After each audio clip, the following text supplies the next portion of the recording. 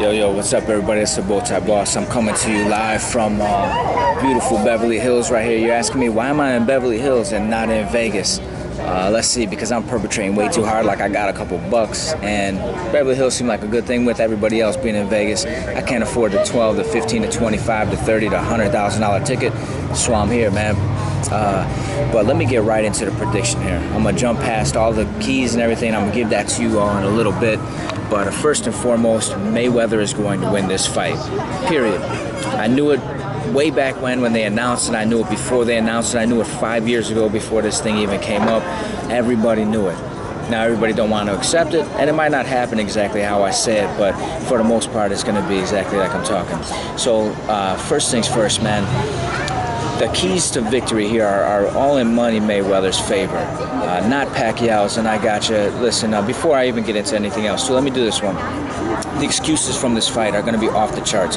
No matter who the fuck wins this thing, it's going to be nothing but excuses. If Mayweather wins this fight, the Pactards are going to be going relentless. Oh, he waited 5 years. He waited for Pacquiao to slow down. He dictated everything. He did this. He did that. It's just going to be constant excuses. Now, if the impossible happens and Mayweather loses, listen, all the Flomos out there are going to be saying every day, oh, well, this excuse and that excuse, Pacquiao was juiced out, or they try to get into his mind and play all these games, or whatever it may be. But listen, no excuses, guys. This fight is happening. Win, lose, or draw. The winner's going to win, the loser's going to lose, or the draw is going to draw. It doesn't matter, all the excuses, all the bullshit, everything else you guys are going to think up. Stop it. You guys are worse than Republicans and Democrats with this stuff. So here we go. The keys to victory for Mayweather are this. He's got to get that jab hand off his body. If he starts throwing that jab, whether it misses or whether it lands, it doesn't matter. He needs to move that hand, get it out there, get it in front of Pacquiao. What this is going to do is slow Pacquiao's movement down. It's going to slow that jumping in and out, but more importantly, it's going to stop Pacquiao from sliding over to his right or Mayweather's left. Second key is Mayweather has to get that lead right to land early and often. He needs to get it directly in Pacquiao's face too. But again, that jab is going to be key, because if he misses that lead right and Pacquiao is able to slide over to his left, it's going to create issues for Mayweather for the most part.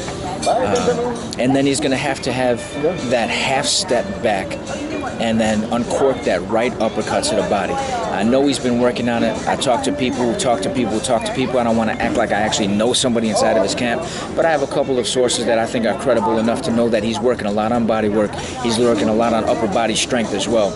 If he can take that half step back that he knows how to do, let Pacquiao throw that left ahead of him and toss that right uppercut directly underneath in the solar plexus. It'll work really good if he throws that half of a check hook, just to really hold Pacquiao in place, and then let that right hand go underneath. It's not powerful. It's not an amazing body shot like you see from any of the big body punchers right now. But what it will do is keep Pacquiao guessing. It's going to keep him off of that offensive game that he needs to be on. So speaking of Pacquiao, man, what are his keys to victory? His keys really are to use those blazing fast hands, but he has to slide to his right with everything. When he throws that left hand, and if he can get Mayweather start to turn that shoulder and then uncork that right hand and bring it over the top and bring that right hand over the shoulder, a lot like Maidana did, and a lot like you should work on anybody who's a shoulder roller, and start to hit him in the top of the head, side of the head, back of the head. That left hand, that straight left that he throws, he should throw it, directly at that bicep or just a little bit inside.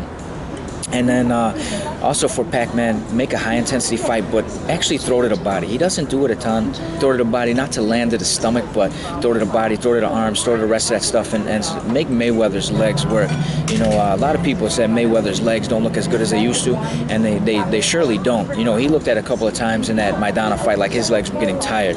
He was a 37-year-old man, and at this point, this much work on there, he's even walking a little pigeon-toed when he's out there. So if he could do those things, he have good success. So the real chances for these guys to lose in this thing, man, are really just in those keys. But most importantly for these guys is not to count on the judges to do anything. The judges have fucked both of them over, and the judges have been great to both of them. If you look at how the judges have fucked Mayweather over, yeah, he hasn't lost any decisions, but in the Canelo fight, one judge had that thing even.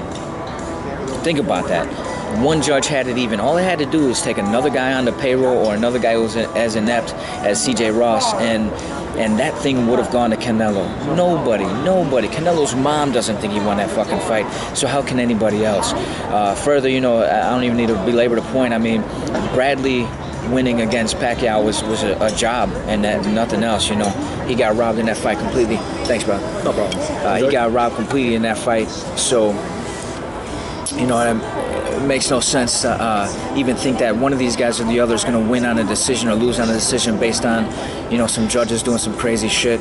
I mean, both of them have been, the beneficiary of great decisions. Mayweather, I think he beat Castillo in both of those fights, but the first one was a lot closer than the judges had it, and the second one was a lot further than the judges have it. So, sometimes judges are crazy in both directions, and they've done so for both fighters in both directions.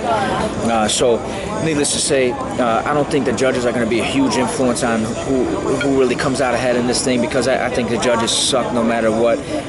So it's really on to those excuses, man. No matter what happens, I guarantee you those excuses are going to happen.